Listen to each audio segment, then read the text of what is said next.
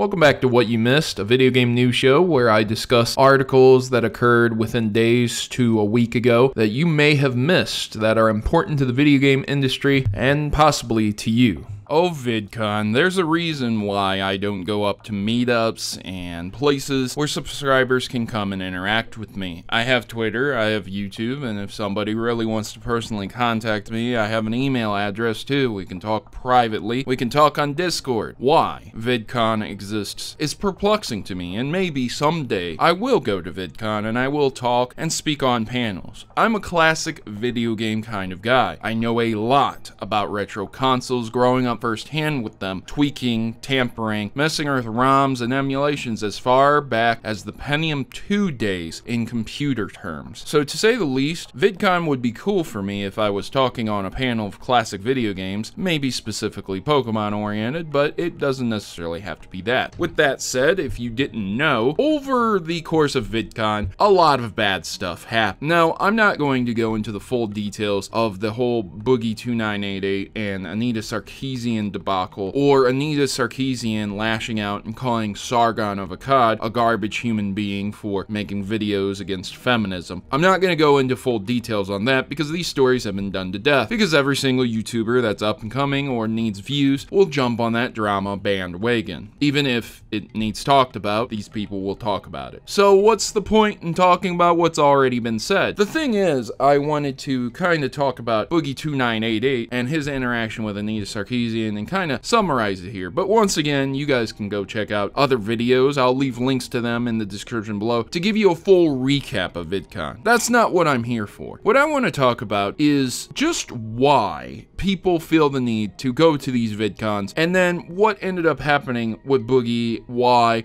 just my kind of take on it. So I want to begin with the fact that Boogie 2988 is a very heavy-set, overweight man who is currently pursuing surgery to help him get down in weight. He has multiple medical conditions due to his childhood, due to the way he was raised.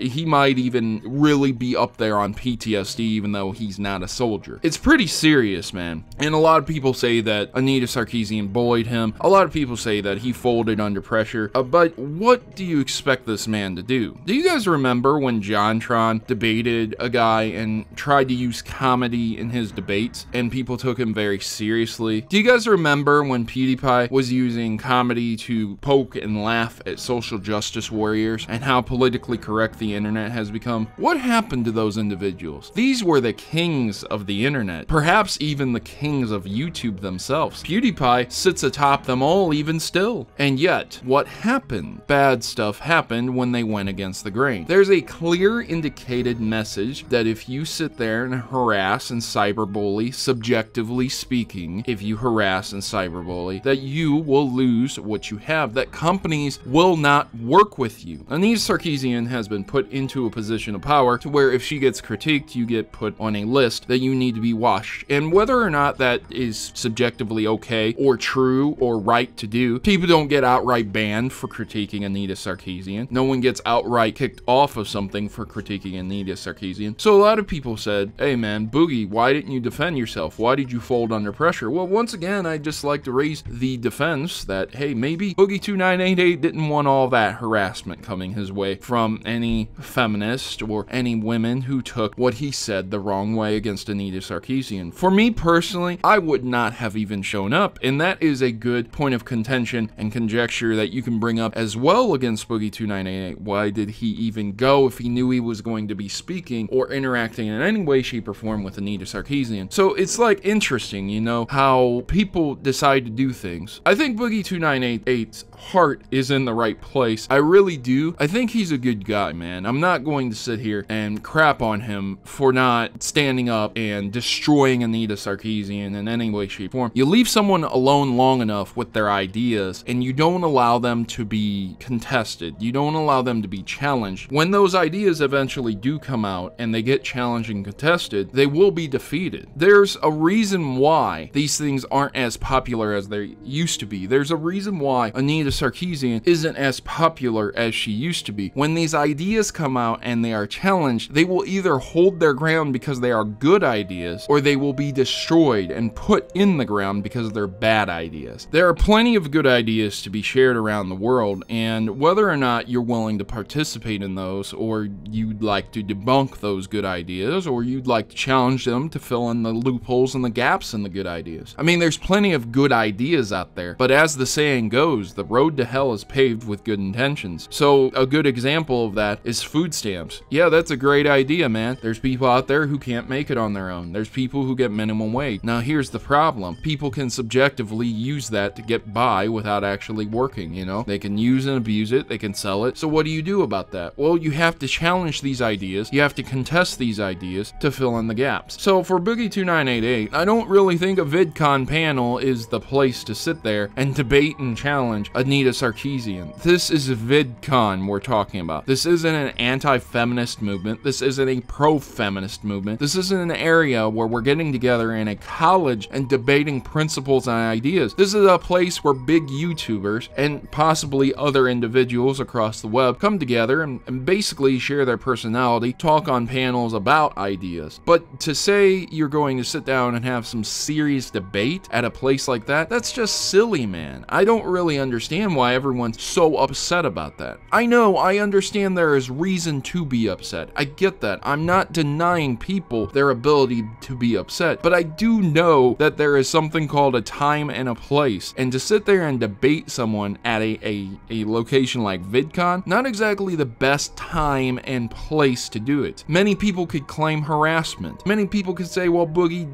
misspoke and said something wrong out of character. He doesn't have the computer in front of him. He doesn't have prepared notes on a debate. Again, you might say, well, he knew this was going to be happening and he should have been prepared. And yeah, that's a good thing to contest. But maybe he was blindsided. Maybe he didn't realize that he was going to have to debate Anita Sarkeesian or anything like that. I mean, if I went to VidCon, I wouldn't assume that I would have to debate anyone personally myself. I don't know who I would be debating anyways. So that's the thing, you know? What if I got stuck on a panel with Anita Sarkeesian? What am I supposed to do? I have to sit here and choose between career suicide because subjectively someone took something I said the wrong way, or standing up for what I believe in. And yeah, standing up for what I believe in and freedom, that's all great and good, but when you're sitting there eating out of a trash can because you can't afford anything, or you're on the aforementioned food stamps, as I said before, life's not looking too cool for standing up for what you believe in, especially when there's not enough people to sit there and back you up in the positions of power where you need them. So at the end of the day, if you choose to sit here and debate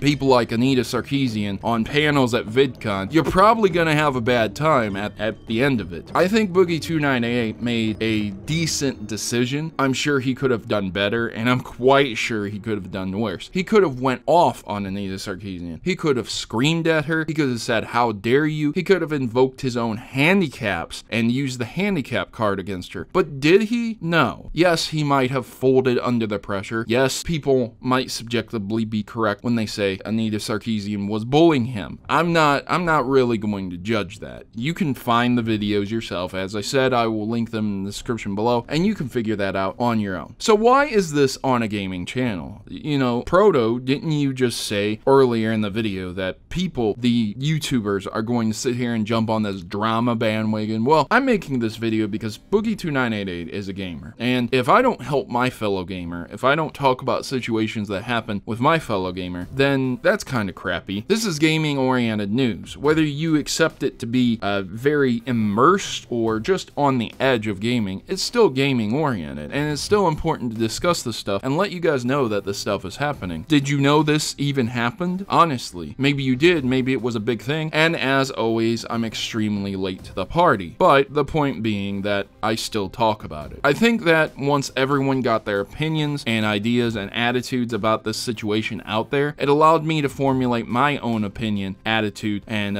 idea on this situation and respond a little bit better. So that's often why I wait a long time when something really crazy comes up, or I wait a few days before I just jump right in there with a YouTube video. Again, no offense to people who make videos on stuff like this stuff happening. Good for you, man. If you enjoy doing drama bandwagon stuff, good. I hope you really do enjoy it because, yeah, this is a rough life. This is rough stuff to cover at times. At the end of the day, I hope you guys enjoyed this video. I I hope you guys got a little bit of a look into what occurred. Let me know what you think I could do to improve my videos in the comment section below. Let me know what you think about the gameplay in the background. And I've been your host, Protomario, and I'm signing out. As always, good gaming, God bless, and make sure you guys wish Boogie2988 a great day. From me, Protomario, to you. You guys have a good one, and thanks for watching.